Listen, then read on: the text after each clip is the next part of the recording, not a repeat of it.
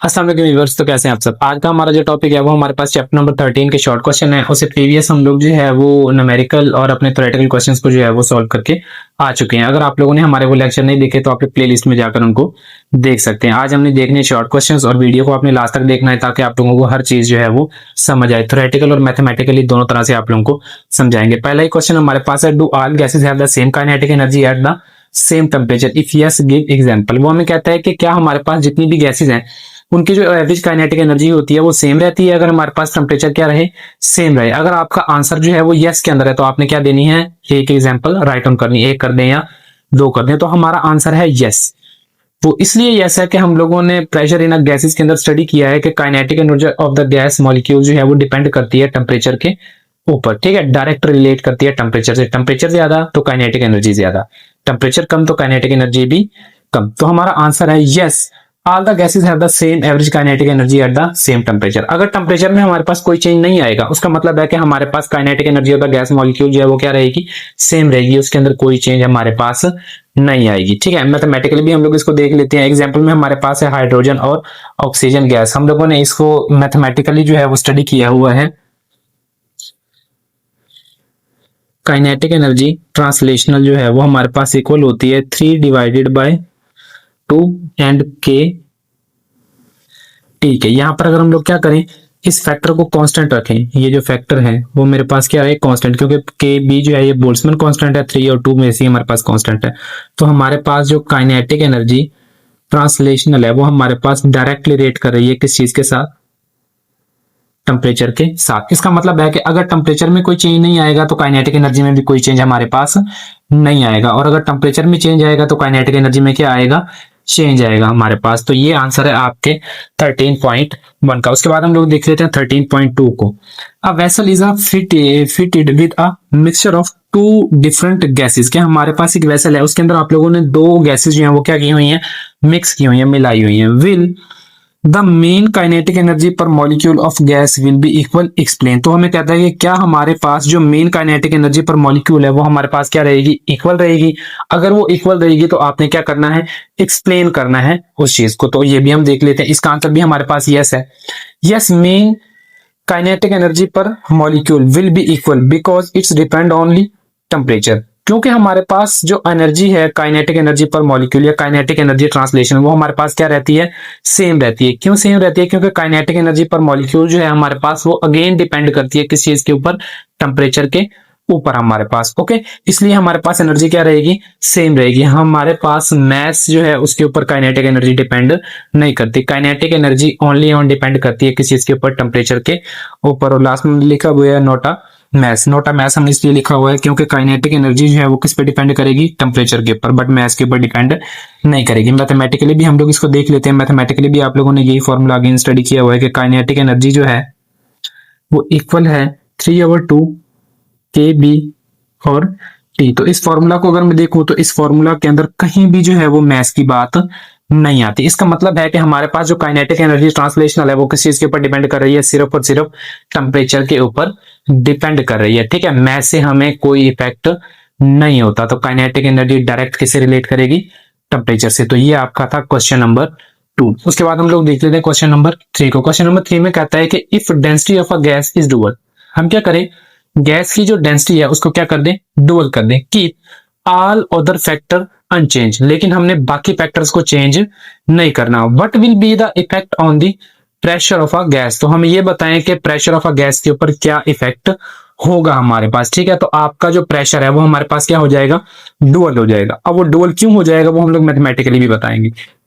तो मैं कहता है the pressure will be dual, pressure हमारे पास क्या हो जाएगा, डुअल हो जाएगा। Because pressure is directly proportional to the density, क्योंकि हमारे पास प्रेशर जो है वो डायरेक्टली रिलेट करेगा किस चीज के साथ, डेंसिटी के साथ। Gas when temperature remain constant, अगर आपके जो गैस है उसका टेम्परेचर क्या रहे, रिमेन कांस्टेंट रहे, क्योंकि टेम्परेचर की वजह से काइनेटिक एनर्जी भी इंक्रीज करती है और स्पीड ऑफ द मॉलिक्यूल भी क्या करती है, इंक्रीज करती है हमारे पास। तो मैथमेटिकली हम लोग इसको देखें ना, तो मैथमेटिकली आप लोगों ने फॉर्मूला स्टडी किया हुआ है, P is equal to 1/3 rho and V R M S का स्केयर। ये भी जो फॉर्मूला है आप लोगों ने प्रेशर इन गैस के अंदर क्या किया हुआ है, स्टडी किया हुआ है। ठीक है, आपका जो टॉपिक है 13.2 उसके अंदर आप इस फॉर्मूला को क्या करके आते हैं, स्टडी करके आते हैं। अब यहां पर ये जो रो है मेरे पास, ये डेंसिटी है। अब उसने क्या कहा था कि हमारे पास सारे फैक्टर जो है वो क्या रहने चाहिए, हैं कांस्टेंट रहने चाहिए, मतलब उसमें चेंज नहीं आनी चाहिए। इसका मतलब है कि जो स्पीड है ये भी मेरे पास कांस्टेंट रहनी चाहिए। अब अगर मेरे पास स्पीड भी कांस्टेंट है, 1/3 ऑलरेडी ही मेरे पास क्या है, कांस्टेंट, तो हमारे पास ये जो रिलेशन है वो कुछ इस तरह से आएगा कि जो प्रेशर है वो डायरेक्टली रिलेट करेगा किस चीज के साथ, डेंसिटी के साथ, जो कि हमारे पास P डायरेक्टली प्रोपोर्शनल होगा रो के। इसका मतलब है कि अगर हमारे पास डेंसिटी जो है वो इंक्रीज करे तो प्रेशर भी क्या करेगा, इंक्रीज करेगा। अगर डेंसिटी डिक्रीज करेगी तो प्रेशर भी क्या करेगा, डिक्रीज करेगा हमारे पास। ठीक है, तो ये आपका आंसर था इस क्वेश्चन का। उसके बाद हमारे पास है 13.4, सॉरी ये हमारे पास है 13.5 और 13.4 हम लोगों ने नीचे राइट डाउन किया हुआ है, तो इसको आप लोगों ने ठीक कर लेना है।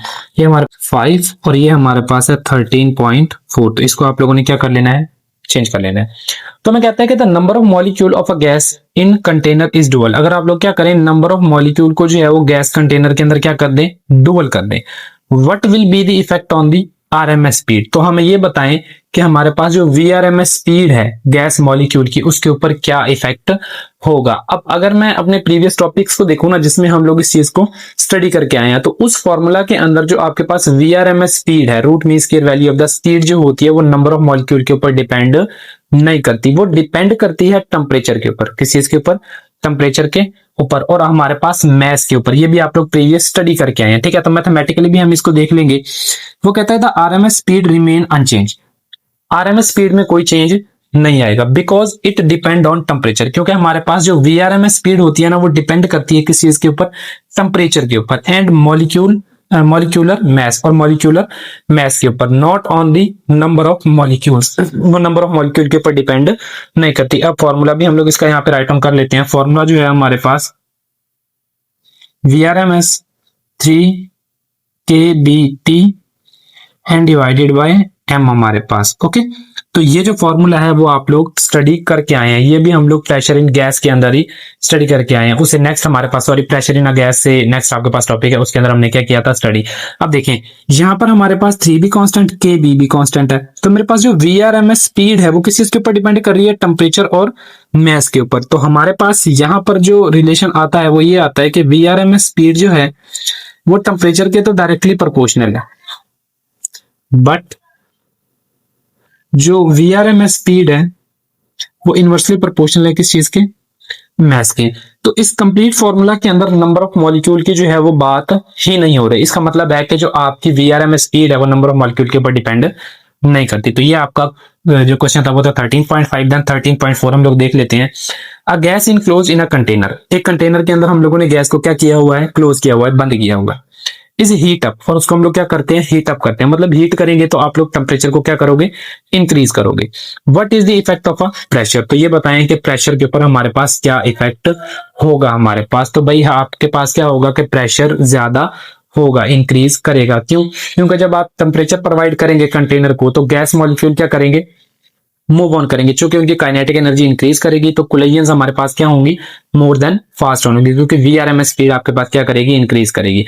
जितनी फास्टली वो हमारे पास मूव करेंगे उतना ही तेजी के साथ वो क्या करेंगे, कोलिजन करेंगे, और उतनी ही उनका प्रेशर जो है वो क्या करेगा, हमारे पास इंक्रीज करेगा। तो हमें कहता है कि when a gas is heated, जब भी आप गैस को क्या करेंगे, हीट करेंगे, molecules gain more kinetic energy, molecule क्या करेंगे, ज्यादा काइनेटिक एनर्जी को गेन कर लेंगे, एंड मूव फास्टर, और क्या करेंगे, तेजी के साथ मूव करना स्टार्ट करेंगे, हरकत करना स्टार्ट करेंगे। They collide more frequently and forcefully, मतलब है कि वो बहुत ही ज्यादा तेजी के साथ और बहुत ही ज्यादा फोर्स के साथ एक दूसरे से टकराएंगे। विद द वाल, सो प्रेशर इंक्रीज, कंटेनर की वाल के साथ टकराएंगे या खुद आपस में जो है वो कोलाइड करेंगे तो प्रेशर हमारे पास क्या करेगा, इंक्रीज करेगा। ठीक है, अगर आपने इसको जनरल एक सिंपल वर्ड में याद रखना है तो मेरे पास अगर टेम्परेचर इंक्रीज इन टेम्परेचर हमारे पास, तो टेम्परेचर के इंक्रीज करने से क्या होगा, VRMS स्पीड जो है, root mean square value of the speed जो है वो क्या करेगी, इंक्रीज करेगी। और इसके इंक्रीज करने की वजह से आपके पास जो प्रेशर है वो भी हमारे पास क्या करेगा, इंक्रीज करेगा। ठीक है, तो ये थे आपके फर्स्ट 5 क्वेश्चंस। नेक्स्ट हम लोग जो है वो रिमेनिंग 3 क्वेश्चंस को जो है वो स्टडी करते हैं। तो नेक्स्ट आप लोगों का जो क्वेश्चन है वो हमारे पास है 13.6। वो हमारे पास है explain briefly why it is not possible to increase the temperature of the gas while keeping its volume and pressure constant. कि हम लोग क्यों जो है वो टेम्परेचर को इंक्रीज नहीं कर सकते अगर हमारे पास जो के वॉल्यूम है और प्रेशर है वो हमारे पास क्या रहे, कांस्टेंट रहे। वो हम लोग इसलिए नहीं कर सकते क्योंकि आइडियल गैस इक्वेशन जो है वो हमें ये बताती है कि अगर आपका प्रेशर और वॉल्यूम जो है वो कांस्टेंट है तो आपका टेम्परेचर इंक्रीज नहीं होगा। टेम्परेचर को अगर इंक्रीज करना है तो हमारे पास एक कंडीशन हो सकती है कि आपके जो नंबर ऑफ मॉलिक्यूल हैं वो क्या हो जाए, डायरेक्टली प्रोपोर्शनल हो जाए किस चीज के, आपके टेम्परेचर की। तो ही ये कंडीशन हमारे पास क्या हो जाती है, अप्लाई हो सकती है। तो अभी हम लोग देखते हैं it is not possible because it is not possible because according to ideal gas equation. Ideal gas equation के मुताबिक जो है ऐसा हमारे पास पॉसिबल नहीं है। If P and V is constant, then T cannot increase unless the number of molecules change। कि हमारे पास अगर प्रेशर और जो वॉल्यूम है वो दोनों क्या रहे, कांस्टेंट रहे, तो टेम्परेचर हमारे पास इंक्रीज नहीं करेगा। हाँ, एक पॉसिबिलिटी है हमारे पास कि अगर हम लोग क्या कर दें, नंबर ऑफ मॉलिक्यूल्स को चेंज कर दें। तो यहाँ पर आपके पास जो इक्वेशन है वो हमारे पास थी PV is equal to NR and T, इस इक्वेशन के मुताबिक। बट अगर क्या हो कि आपका जो टेम्परेचर है वो डायरेक्टली प्रोपोर्शनल हो जाए नंबर ऑफ मॉलिक्यूल्स की। ठीक है, क्योंकि temperature directly proportional number of molecule होगा। नंबर ऑफ मॉलिक्यूल इंक्रीज होंगे तो टेम्परेचर भी मेरे पास क्या कर जाएगा, इंक्रीज ही कर जाएगा। ठीक है, अब चूंकि हमारे जो गैस है वो भी कांस्टेंट ही रहेगी कंटेनर के अंदर और उसका वॉल्यूम और प्रेशर वो भी हम लोगों ने क्या रखा हुआ है, कांस्टेंट ही रखा हुआ है। तो जब एक ही कंडीशन बचती है हमारे पास, वो हमारे पास है T डायरेक्टली प्रोपोर्शनल एंड, और उसको हम लोग चेंज नहीं करेंगे कंटेनर के अंदर। तो ये इसका आंसर है। नेक्स्ट हमारे पास है on reducing the volume of gas at constant temperature. के हम लोग क्या करें कि कांस्टेंट टेम्परेचर के ऊपर जो वॉल्यूम है उसको क्या कर दें, डिक्रीज कर दें गैस के। The pressure of the gas increase, तो प्रेशर ऑफ द गैस हमारे पास क्या करेगा, इंक्रीज करेगा। Explain according kinetic theory of gas. Kinetic theory of gas के अकॉर्डिंग जो है इसको क्या कर दें, एक्सप्लेन कर दें। इसको आप लोग with the help of boys law भी जो है वो एक्सप्लेन कर सकते हैं। वो में कहते हैं व्हेन वॉल्यूम डिक्रीज, अगर हमारे पास वॉल्यूम क्या करेगा, डिक्रीज करेगा। Molecules has less space to move, molecule के पास क्या होगी, कम जगह होगी मोशन करने के लिए। जैसे कि हम यहाँ पे कंटेनर बना लेते हैं। ठीक है, ये हमारे पास कंटेनर है, पहले हमारे पास वॉल्यूम था ये, और यहाँ पर हमारे पास नंबर ऑफ मॉलिक्यूल क्या कर रहे थे, मूव कर रहे थे। तो हमारे पास स्पेस ज्यादा थी, लेकिन मैं क्या करूँ, इस स्पेस को कम कर दूं। हम इस वॉल्यूम, इस पिस्टन को लिया और डाउनवर्ड डायरेक्शन में मूव करवाएं और डाउनवर्ड डायरेक्शन में मूव करवा के यहां पर ले आए। तो हमारे पास क्या होगा, ये जो गैस मॉलिक्यूल है वो एक दूसरे के बहुत ही ज्यादा नजदीक आ जाएंगे। ठीक है, क्यों, क्योंकि हमारे पास स्पेस जो है वो क्या हुई है, कम हुई है। तो स्पेस कम होगी तो कोलिजन्स ऑफ द मॉलिक्यूल जो है वो क्या हो जाएंगी, ज्यादा हो जाएंगी, और प्रेशर जो है वो ऑटोमेटिकली हमारे पास क्या कर जाएगा, इंक्रीज कर जाएगा। दे कोलाइड मोर फ्रीक्वेंटली, जब हमारे पास वॉल्यूम क्या करेगा, डिक्रीज करेगा, तो हमारे पास मॉलिक्यूल जो है वो क्या करेंगे, फ्रीक्वेंटली जो है वो कोलाइड करना स्टार्ट कर देंगे, बहुत तेजी के साथ कोलाइड करना स्टार्ट कर देंगे। With the container wall increase the pressure, container की वाल के साथ, और आपका प्रेशर जो है वो क्या हो जाएगा, इंक्रीज हो जाएगा। अगर आप इसको मैथमेटिकली देखें तो हमारे पास वो जो रिलेशन है अकॉर्डिंग टू बॉयल्स लॉ,